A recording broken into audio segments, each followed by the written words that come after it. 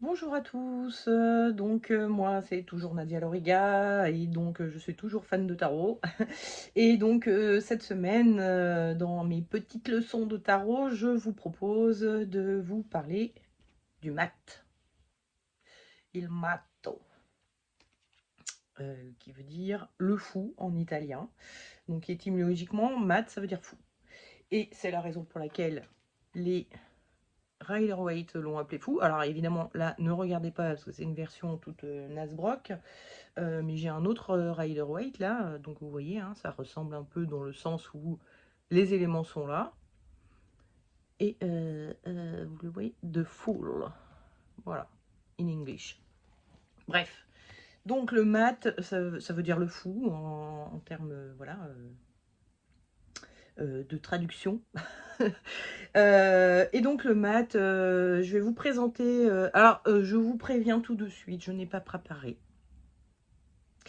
Je sais pas, j'arrive pas à préparer. Donc, on va essayer de faire quelque chose de cohérent et d'intelligent et d'intéressant, tout en ne préparant rien et en ne foutant rien avant. Bon, on va voir si ça marche.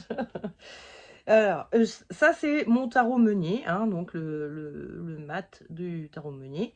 Et je vous présente un ancien tarot de Marseille, hein, ça c'est un facsimilé du Madenier. Donc on voit que on y est, hein, c'est vraiment entre guillemets la même carte, les positions sont les mêmes, l'animal c'est le même. On dirait qu'il a fait un recopier ce mat-là, mais en fait les mats sont très souvent comme ça. Jusqu'aux couleurs, hein, on est à peu près cohérent aussi. Voilà, hein, les anciens tarots de Marseille ressemblent beaucoup à celui-ci, donc je vais garder celui-ci pour vous expliquer. Je vais vous montrer d'autres jeux. Ici, on a le Wiers, Oswald Wiers, hein, donc qui avait créé il a appelé ça le tarot des imagies du Moyen-Âge. C'est un tarot qu'il a fait où il a essayé de reprendre donc plein de vieux tarots pour le redessiner donc lui à sa sauce. Pour info, c'est de la gravure, hein, donc on voit des éléments de gravure qui sont bien faits, hein. On est au 19e siècle là avec Wirth. Donc, il a essayé de reprendre tout ça, mais en ajoutant des petites choses, notamment ces roses là qui apparaissent un peu partout sur son tarot, qui sont des symboles d'initiation. Donc là, on est un peu en mode initiation zéro, hein, c'est le bourgeon, la rose est encore en bourgeon, hein, l'initiation, c'est la rose bien ouverte, quand on est initié. Donc c'est le début de l'initiation. Bon bref, il a rajouté ces petits éléments-là. Il nous a fait un chat, là on voit, parce que autant sur ça, on se dit, bon, ça pourrait être un chien, ça pourrait être un chat. On voit vaguement que c'est un animal et puis point barre. Là, non, on voit vraiment que c'est un chat. Là, on peut se dire, qu'est-ce qu'il fait le chat? Est-ce qu'il est en train d'agresser l'humain? Ou est-ce qu'il est en train de le pousser? Ou est-ce qu'il essaye au contraire de le retenir? Enfin, de l'avertir de quelque chose. On peut s'imaginer plein de choses, hein, avec un tarot de Marseille, que là, on n'a pas de doute, hein, il est en train de l'agresser, point barre. D'ailleurs, chose très rigolote, on voit un peu ses fesses, hein, celui-là. C'était sexy. Bref, voilà, pour le Weirs, revenons donc un peu au Rider-Waite, hein, bon, bah, rien à voir. Hein, pour le coup, on a deux, trois petits éléments qui sont... l'habit ressemble un peu, il regarde en l'air, il a son baluchon, donc il y a un animal aussi. Bon, là, par contre, c'est clairement un chien.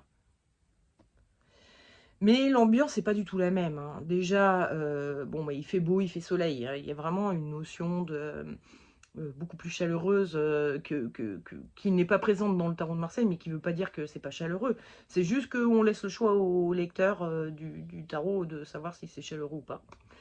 Enfin, c'est-à-dire que c'est pas une information qu'on donne, alors que là, on donne l'information de, oui, il y a un contexte un peu chaleureux, il fait beau, on a un beau paysage de montagne dans lequel on est, donc il y a une notion d'immensité, de grandeur, etc. Il y a le chien qui est vraiment joyeux, hein, il est content, donc il y a vraiment aussi une notion de bonheur, de légèreté, de voilà. Et puis, il y a cette falaise Donc là, on voit qu'il est en train d'avancer, il est en train de marcher, hein. Donc le prochain pas, il est en dehors de la... Enfin, il touche plus terre. Donc ça donne souvent des interprétations de où tu vas te péter la gueule, ou tu vas te mettre à voler. C'est-à-dire que c'est un peu le mat dans le Rider-Waite, il va représenter un peu cet adage, enfin cette citation de je ne sais plus qui disait, je crois que c'était Winston Churchill, mais je ne suis pas sûre, hein, qui disait ils ne savaient pas que c'était impossible, alors ils l'ont fait. Il y a vraiment cette notion-là avec le fou du Rider-Waite, où on se dit on pourrait arriver à faire des choses qui sont totalement, qui paraissent totalement impossibles a priori. Voilà, et je vous montre deux petits Rider-Waite, donc ça c'est le tarot de la forêt magique, je crois. Je me rappelle jamais du type. Et ça, c'est le Silhouette Tarot. Donc, on voit, il y a toujours, hein, quel que soit l'auteur, l'artiste qui aura fait le jeu, a priori, vous trouverez un peu le petit chien qui est tout joyeux. Bon, là, il est un peu... Mais bon, c'est un jouet. Donc, il y a quand même cette notion un peu enfantine, joyeuse, etc. Et puis, le côté bord de falaise aussi, qui est toujours présent. Le côté soleil, qui est toujours présent. Enfin, voilà, vous avez à peu près sur tous les jeux qui vont reprendre le Rider-Waite, ces notions-là qui vont revenir. Maintenant, passons au tarot de Marseille et à l'interprétation du tarot de Marseille. On va commencer avec le côté, comme je vous ai expliqué déjà, hein, les cartes, elles sont alors duel parce qu'il y a un côté de la médaille positif et puis le revers qui est négatif. Ça c'était pour illustrer, hein, c'est pas que le dos de la carte il est partout sur toutes les mêmes cartes, donc c'est pas très important. Bref, donc il y a ce côté-là où il y a en fait la qualité du défaut ou le défaut de la qualité, hein, qui peut jouer dans la dualité qu'il y a sur les cartes. Et puis il y a le côté duel concret et vécu, ressenti. Donc, on va commencer par le côté concret en regardant la carte et en essayant de voir qu'est-ce que les éléments physiquement sur la carte peuvent nous dire. Donc, il y a l'animal, donc ça va pouvoir nous parler de tout ce qui concerne les animaux, notamment le fait de... Par exemple, si votre question c'est est-ce que ce serait bien pour moi de prendre un chat, bon, bah, si on tire le mat, on a quelque chose qui va plutôt aller sur le oui, hein, c'est-à-dire oui. En fait, voilà, si vous avez des questions qui tournent autour d'un métier, ça peut vouloir vous parler de dressage d'animaux, ou de prendre soin des animaux, ou des choses comme ça. Sinon, ça peut aussi parler du côté instinctif de l'animal. Donc là, l'animal, il est en train de pousser l'être humain. Donc, qu'est-ce que c'est? Qu'est-ce qu'il y a dans votre instinct qui vous pousse en avant? Donc, qu'est-ce qui vous motive? Voilà. Sinon, on va parler du fait qu'il est en train de marcher. Donc, ça va parler de déplacement, d'aller de l'avant, de commencer une démarche ou un voyage. Ça va parler de voyage, tout bêtement aussi. Ça va évidemment parler de pèlerinage, hein, évidemment. Si votre question tourne autour de ça, voilà, hein, on est vraiment sur un pèlerin, là, hein, ça va parler aussi, il y a les bagages, donc ça va parler de vos bagages universitaires ou de vos bagages d'expérience, etc. Il y a les grelots, ça, les grelots peuvent parler de musique, de faire de la musique, d'être musicien, ou de faire du bruit, d'être un peu bruyant, de trop parler, de faire, vous savez, avec votre stylo, tic, tic, tic, tic, tic, tic, ce qui rend fou les autres autour de vous. Voilà, toutes ces choses-là. Il y a aussi, on voit plein de petits monticules autour de lui, donc ça peut parler d'obstacles aussi, du fait qu'on peut se péter la gueule, parce qu'on va se prendre les pieds dans un obstacle, d'autant qu'il est en train de regarder en l'air, il ne regarde pas du tout où il va, donc effectivement, on peut se prendre les pieds dans quelque chose. Il y a le côté aussi où il a un chapeau qui recouvre ses oreilles, donc le fait de ne pas entendre ou ne pas vouloir entendre. Voilà, donc tous ces éléments-là que vous allez trouver sur la carte, euh, quand vous allez poser une question et que vous tirez la carte et que la réponse à la question doit être concrète, hein, on n'est pas sur du vécu, on n'est pas sur du ressenti, etc. Il y a un élément de la carte qui va vous interpeller et par exemple c'est les grelots et du coup vous allez vous dire ok grelots donc bruit donc blablabla donc et hop vous allez tirer vous pouvoir faire votre interprétation en fonction de l'élément qui vous aura sauté aux yeux sur la carte ou qui vous viendra en premier en tout cas voilà. Pour ce qui est du côté vécu, donc si vous avez la possibilité, essayez de vous mettre dans la position du mat avec un maximum d'éléments. Alors vous prenez un balai pour faire le baluchon, vous en prenez un autre pour faire, ou un bâton pour faire voilà, le truc, le machin. Vous pouvez éventuellement demander à quelqu'un de vous pousser un peu, de faire le chat. Et puis vous vous mettez dans la position, hein, donc il y a un pied qui est posé par terre, l'autre qui est en train de se lever, donc comme s'il allait avancer, marcher. Vous avez les yeux vers le ciel, et vous voyez un peu comment vous vous sentez là-dedans. Donc quand vous prenez cette position, il y a déjà le côté où vous allez vous rendre compte du poids que le bagage pose sur vos épaules. Donc il peut y avoir cette notion d'avoir un bagage qui peut peser un peu sur les épaules. Il y a la notion de regarder en l'air, donc déjà d'avoir une vision, enfin quand vous vous mettez dans la position du personnage, il faut aussi que vous vous mettiez, que vous vous concentriez sur bon, ok, je suis dans cette position et qu'est-ce que je suis en train de vivre, qu'est-ce que je suis en train de, qu'est-ce qu'il y a autour de moi, qu'est-ce que je ressens, etc. Et quand on regarde en l'air comme ça, tout en avançant, on a un côté un peu, je vais de l'avant. Je suis en train de viser ça et j'avance parce que je vise ça. Et en même temps, quand on regarde en l'air tout en avançant, je ne sais pas si ça vous est déjà arrivé, c'est très inconfortable. On ne voit pas où on marche et du coup, on se dit, putain, s'il y a un obstacle, je vais me le prendre en pleine poire, je ne vais même pas le voir, quoi. Donc il y a un petit stress qui peut se créer du fait qu'on ne voit pas où on marche, mais en même temps on vise quelque chose et donc il y a cette notion aussi où on est tellement concentré sur notre objectif qu'on y va en mode bourrin et on ne regarde même pas s'il y a des obstacles et si on se pète la gueule, bah tant pis, on va se relever et puis on va continuer à viser notre truc. Il y a vraiment une notion de viser quelque chose de très précis et de vouloir y aller et d'avoir une motivation qui est très forte et qui est renforcée par le fait qu'on se sent poussé un petit peu en avant. La notion aussi, il y a beaucoup de notions de légèreté qu'on retrouvait hein, d'ailleurs avec le weight, avec le côté joyeux, tout ça. Mais il y a un côté où on a l'impression qu'on va s'envoler, qu'on est léger, qu'on est poussé en avant, on a envie d'aller de l'avant, etc. Et il y a quelque chose d'assez léger et de comme quand on est au début d'un projet où on est hyper motivé, etc. Il y a ça.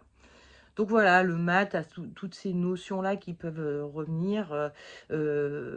Après, il y a le côté un peu fou et un peu inconscient qui peut exister aussi avec bah, le côté où on ne regarde pas où on marche. Il y a le côté un peu égoïste qui vient avec le fait qu'on ne regarde pas où on va, on ne regarde pas ce qu'il y a devant nous, on regarde pas, on se fout de ceux qui essayent de nous retenir ou qui nous abîment notre pantalon parce qu'on est là sur notre objectif, on n'écoute pas. Donc il y a un côté où non, moi je sais ce que je veux faire, je m'en fous des conséquences, je veux ça. Donc il y a ce petit côté égoïste aussi qui est présent chez le mat. Et quoi dire de plus il y a la notion d'extérieur aussi, hein, de pas être chez soi, de pas être. Il y a une notion de mouvement, d'actif, d'être actif. Hein, c'est une carte qui est plutôt active, qui parle de bouger, de se bouger, d'être en mouvement, etc. Hein, donc voilà, on a des personnages dans le tarot où ils sont beaucoup plus statiques. Ils sont assis sur une chaise, ils bougent pas, etc. Lui, là, on a des notions beaucoup plus actives. On a des notions de donc avec le fou aussi, je vous avais dit, hein, c'est bordélique. Donc je reviens à la notion de fou qui peut faire penser un peu à de l'inconscience, qui peut donc faire penser à de la jeunesse d'esprit ou de la jeunesse d'expérience.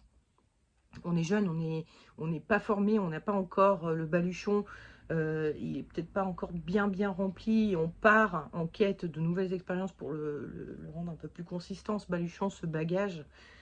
Donc il y a des notions aussi un peu de débuter, de commencer, de se lancer ou d'avoir envie de se lancer. Voilà. Petite notion supplémentaire, c'est que cette carte n'a pas de numéro, au contraire des suivantes, hein, qui ont un numéro. Toutes les cartes ont un numéro, de 1 à 21, sauf celle-ci. Dans la théorie dont je vous parlais sur l'histoire du tarot, où ces cartes seraient d'origine chinoise, en fait, donc le jeu chinois des Hongrois est un jeu de 24 cartes. Nous, on n'en a que 22. Donc, on supposerait, hein, si l'histoire est vraie, tout ça, encore une fois, je ne suis pas en train de dire que la théorie est vraie, hein, mais on supposerait que toutes les cartes étaient numérotées et que, en gros, la 22, 23 ont disparu et que celle-ci porterait le numéro 24, du coup. Où serait la 22 ou la 23, enfin, on ne sait pas trop. Bon, bref. Tel qu'il nous est arrivé, la carte n'est pas numérotée. Et donc, beaucoup de gens considèrent que ça veut dire qu'elle peut être soit au début, soit à la fin. Début du parcours, fin du parcours. Soit peut s'interchanger avec n'importe quelle autre carte. C'est-à-dire que c'est la carte, on dit souvent que le mat, c'est l'âme. C'est pas un vécu concret, c'est l'âme qui doit s'incorporer dans un corps pour vivre les expériences. Donc à l'heure actuelle, il n'est pas en train de vivre une expérience. Alors ça, c'est le côté initiatique du tarot et tout ça.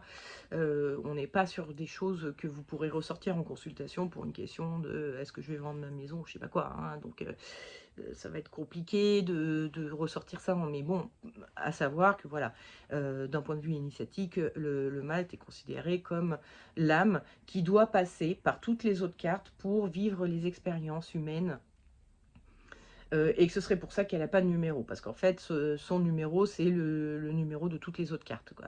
Selon comment elle arrive dans un tirage, ou à quelle étape on est. En tout cas, c'est voilà, l'impulsion primordiale qui correspond à l'arrivée de la vie dans le corps humain, donc à l'arrivée de l'âme dans le corps humain, et blablabla, blablabla. Voilà, donc c'est ça qu'on peut dire un peu sur le match. Je pense que j'aurais pas trop oublié de choses, j'espère. Et puis j'espère surtout que ça va vous aider un petit peu à vous servir de votre carte, à vous inspirer de votre carte. Encore une fois, n'hésitez pas à regarder les éléments sur la carte pour trouver des réponses à travers les éléments. C'est des choses toutes bêtes, hein, comme je vous disais, le coup du gros lot, ça peut faire penser aux musiciens. Voilà, ça peut être la réponse à votre question, pour peu que la question ait quelque chose à voir, évidemment, avec un choix de carrière. Enfin, voilà, vous voyez la chose. Et puis, essayez de vous mettre dans la peau du mat, soit en mimant physiquement sa position, soit entre guillemets, en méditant un peu sur la carte, c'est-à-dire en vous imaginant dans sa position, et qu'est-ce que vous ressentiriez si vous y étiez. Donc voilà. Il mato.